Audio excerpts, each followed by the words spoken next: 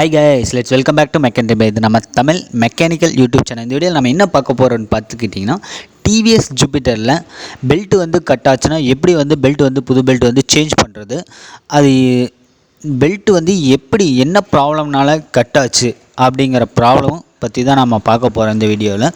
So நீங்கள் skip பண்ணாத பாருங்கள். ஸ்கிப் பண்ணிங்கன்னா உங்களுக்கு புரியாது. ஏன்னா ஃப்ராக்ஷன் ஆஃப் செகண்ட் கூட ஒரு இன்ஃபர்மேஷன் வந்து சொல்லிகிட்டே இருப்போம். ஸோ மறக்காமல் ஸ்கிப் பண்ணாத பாருங்கள். அப்படியே இது வரைக்கும் நம்ம சேனலை சப்ஸ்கிரைப் பண்ணாமல் இருந்தால் மறக்காமல் சப்ஸ்கிரைப் பண்ணிக்கங்க.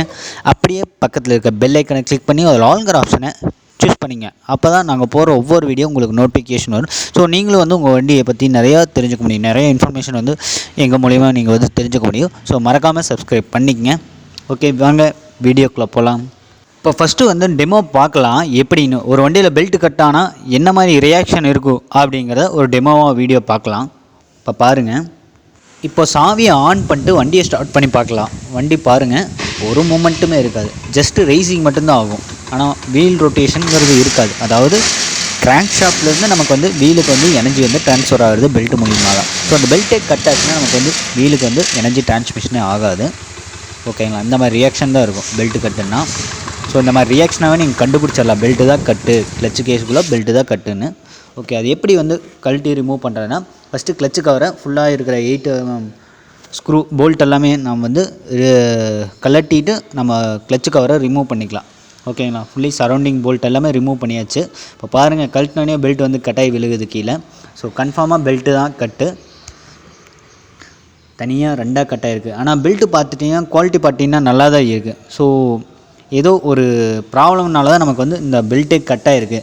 பெல்ட் வந்து இத்து போயெல்லாம் கட்டாகலை, நல்ல பெல்ட்டே இதில் கட்டாயிருக்கு. ஸோ என்ன ப்ராப்ளமாக இருக்கும் அப்படிங்கிறத நம்ம வீடியோக்குள்ளே வண்டியை கழட்ட நம்ம வந்து செக் பண்ணிக்கலாம். என்ன ப்ராப்ளம்னாலும் இந்த மாதிரி பெல்ட் வந்து கட்டான இஷ்யூ எல்லாமே இருக்குது அப்படின்னு. ஃபஸ்ட்டு வந்து இந்த 30 mm இருக்குது பார்த்தீங்களா, நட்டு இருக்குது பார்த்தீங்களா, அதை வந்து டைட் பண்ணணும். ஏன் டைட் பண்ண சொல்கிறேன்னு பார்த்தீங்கன்னா, டைட் பண்ணால் தான் லூஸ் ஆகும், லூஸ் பண்ணால் தான் டைட் ஆகும். ஸோ இந்த மாதிரி ஆப்போசிட் ரியாக்ஷன் தான் இந்த நட்டோட ஒர்க்கே.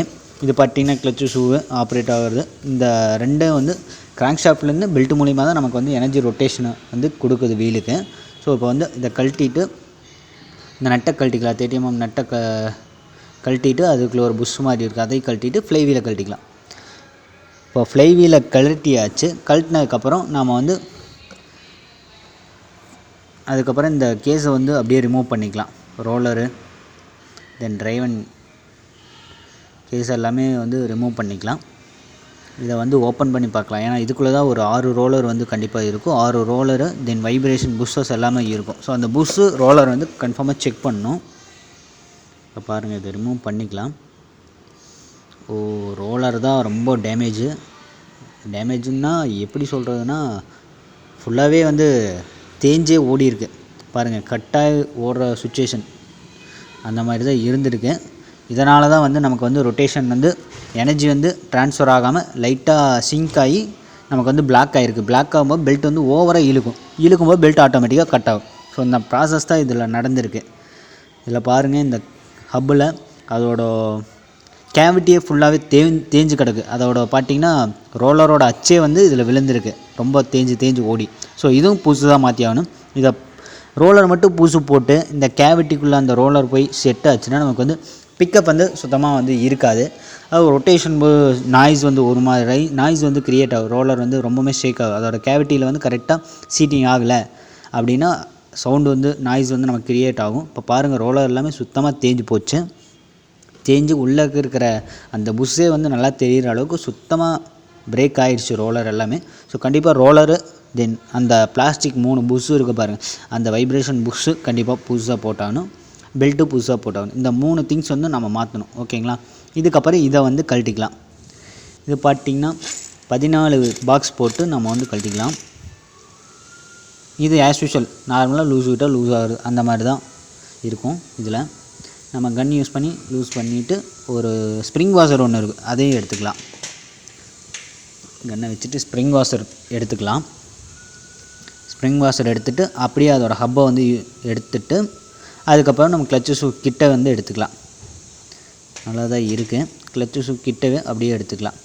இதில் வந்து பின் பேரிங்கு தென் பேரிங் ஒன்று இருக்குது, அது நல்லா இருக்கான்னு கண்டிப்பாக செக் பண்ணும். நல்லா இருந்துச்சுன்னா ப்ராப்ளம் இல்லை, நல்லா இல்லைன்னா இது செட்டே வந்து மாற்றுற மாதிரி தான் இருக்கும். இதோட காஸ்ட்டு ஃபுல்லாக பார்த்தீங்கன்னா ஒரு ₹2 அந்த மாதிரி ரேஞ்சு வந்துடும். ஸோ பேரிங் எல்லாமே செக் பண்ணுங்கள், நல்லா இருக்கும். ஏன்னா இதில் நல்லா தான் இருக்குது. இதை ரொட்டேஷன் பண்ணி பார்ப்போம். இந்த சின்ன பேரிங் கிடைக்கிறதெல்லாம் ரிஸ்க்கு தான். ஸோ கண்டிப்பாக கிட்டே வந்து புதுசு போடுற மாதிரி இருக்கும். சிலது கிடைச்சா நம்ம வந்து மாற்றிக்கலாம். பார்த்து ரொட்டேஷன் பண்ணி பார்க்கணும். அதாவது ரொட்டேஷன் வந்து ஈஸியாக இருக்கா, ஃப்ரீ மூமெண்ட் இருக்கா அப்படின்னு செக் பண்ணிவிட்டு நம்ம வந்து இதுக்கு வந்து க்ரீஸ் நல்லா அப்ளை பண்ணணும். க்ரீஸ் அப்ளை பண்ணாமல் போட்டாங்க ஹீட் வந்து நமக்கு வந்து பேரிங் வந்து ரொம்ப டேமேஜஸ் தான் ஆகும். ஸோ கண்டிப்பாக வந்து க்ரீஸ் வந்து அப்ளை பண்ணி ஆகணும். பின் பேரிங்க்கும் அந்த பக்கம் இருக்குது பார்த்திங்களா பால் பேரிங்கு, அந்த பேரிங்க்கும் நம்ம வந்து கண்டிப்பாக க்ரீஸ் அப்ளை பண்ணிவிட்டு அப்புறம் தான் நம்ம வந்து ஃபிக்ஸ் பண்ணணும். ஏன்னா ரொட்டேட்டிங் எலிமெண்ட் இல்லைங்களா, கண்டிப்பாக வந்து லூப்ரிகேண்ட் அப்ளை பண்ணணும். இதில் வந்து செமி சாலிடு லூப்ரிகேண்ட் வந்து நம்ம அப்ளை பண்ணுறோம். க்ரீஸ் க்ரீஸாக நம்ம வந்து அப்ளை பண்ணிட்டு நம்ம வந்து ஷாஃப்ட்டில் ஃபிக்ஸ் பண்ணிக்கலாம். ஷாஃப்ட்டில் ஏதாவது சொத்தை இருக்கா அப்படின்னு கண்டிப்பாக செக் பண்ணணும். ஏன்னா ஏதாவது டேமேஜ் இருந்தாலுமே நமக்கு வந்து நாய்ஸ் வந்து க்ரியேட் ஆகும். இந்த மாதிரி நாய்ஸ் வந்து க்ரியேட் ஆகும். ஸோ கண்டிப்பாக வந்து நீங்கள் ஷாஃப்ட்டு செக் பண்ணிட்டு நம்ம வந்து இதை ஹப்பை வந்து போட்டு நம்ம செக் பண்ணணும். போட்டுட்டு நம்ம சுற்றி பார்க்கணும், ரொட்டேட் பண்ணி பார்க்கணும் கரெக்டாக சீட்டிங் ஆகுதா அப்படின்னு. ஏன்னா அந்த நர்லிங்கில் கரெக்டாக ஃபிக்ஸ் ஆனால் மட்டும்தான் நமக்கு வந்து அதுக்கப்புறம் நட்டை போட்டு டைட் பண்ணும்போது கரெக்டாக ப்ராப்பராக இருக்கும். அதுக்கப்புறம் ஸ்ப்ரிங் வாஷர் போட்டு நம்ம நட்டை போட்டு ஃபுல் டைட் பண்ணிக்கலாம். ஸோ இந்த பக்கம் வந்து வேலை முடிஞ்சது. நம்ம நட்டை டைட் பண்ணிட்டோம்னா நமக்கு இந்த பக்கம் வேலை முடிஞ்சது. அதுக்கப்புறம் இந்த ரோலரு புஷ்ஷு இந்த மாதிரி சேஞ்ச் பண்ணுறது தான். ஓகேங்களா, ஃபுல் டைட் பண்ணிங்க கன் யூஸ் பண்ணி. மரம் கிராஸாக ஏற்றாமல் கரெக்டாக ஏற்றிங்க. இந்த 3 எலிமெண்ட் தான் நம்ம வாங்குகிறோம், திங்ஸ் தான் வாங்குகிறோம். என்னென்னு பார்த்தீங்கன்னா டிரைவன் பெல்ட்டு,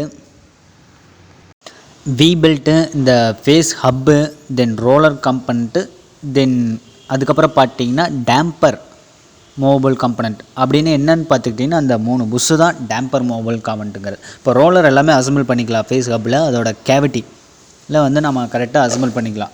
6 ரோலர் வந்து கரெக்டாக அதோட கேவிட்டியில் கரெக்டாக அசம்பிள் பண்ணிக்கலாம். அசம்பிள் பண்ணிட்டு ரொட்டேட் பண்ணிக்கலாம். ரோலர்லாம் கரெக்டாக மூமெண்ட் இருக்கா அப்படின்னு செக் பண்ணிக்கலாம்.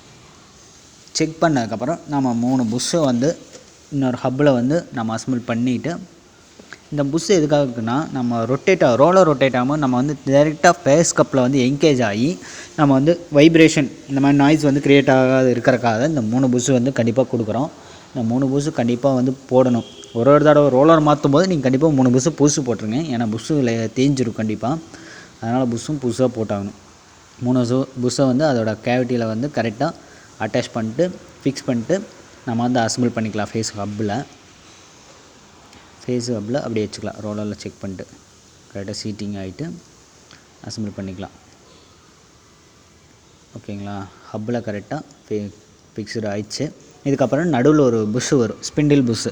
அந்த புஷ்ஷை வந்து லைட்டாக தொடச்சிட்டு நம்ம வந்து லைட்டாக இன்சர்ட் பண்ணிக்கலாம் இந்த ஃபேஸ் ஹப்பில் இந்த புஷ்ஷை.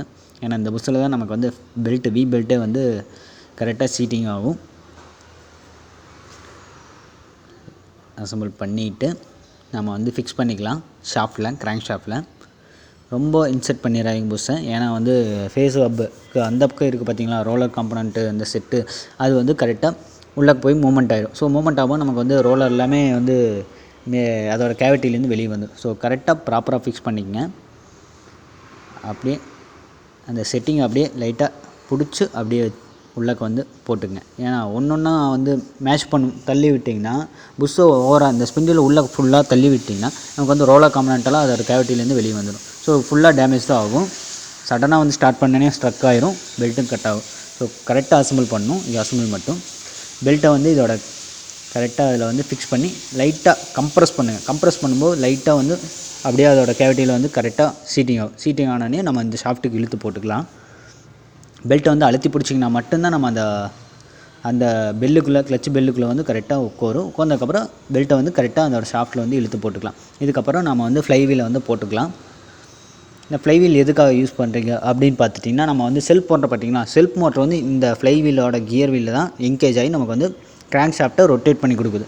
ஒரு மோட்டரை யூஸ் பண்ணி நம்ம வந்து கிராங்க் ஷாஃப்ட்டை ரொட்டேட் பண்ணுறோம் அப்படின்னா கண்டிப்பாக இந்த ஃப்ளைவீல் கியர் எல்லாமே பார்த்துக்கணும் டேமேஜ் இருக்கா அப்படின்னு செக் பண்ணிட்டு நம்ம வந்து கரெக்டாக அதோட நர்லிங்கில் வந்து ஃபிக்ஸ் பண்ணணும். ஏன்னா அந்த டிரைவீலை வந்து ஃபிக்ஸ் பண்ணும்போது நம்ம கிராங்க் ஷாஃப்ட்டே ரொட்டேட் ஆகணும். ஓகேங்களா, அதனால தான் அந்த நர்லிங்கு. அதுக்கப்புறம் ஒரு புஷ்ஷு, அதுக்கப்புறம் 30 mm நட்டை வந்து லூஸ் பண்ணிக்கலாம்.